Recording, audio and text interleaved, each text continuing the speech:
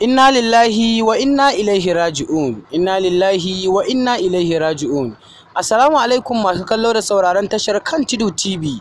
A yau mun samu labarin rasuwar ɗaya daga cikin sarakuna biyar na jihar Kano, wato Alhaji Abubakar Ila Autan Bawo, mai girma sarkin Rano.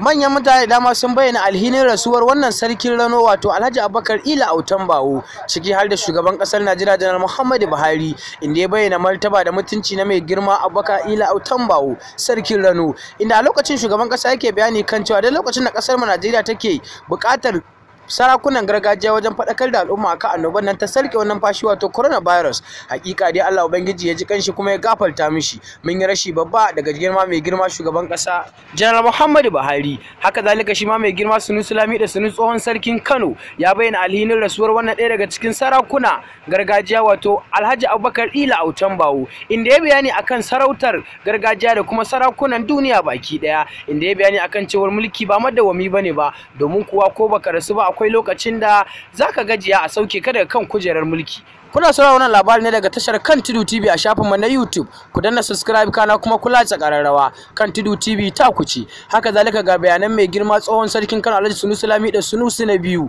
domin ku saurara ku je bakin ku irin bayanan da ya akan sarautar gargajiya da kuma sarakunan duniya.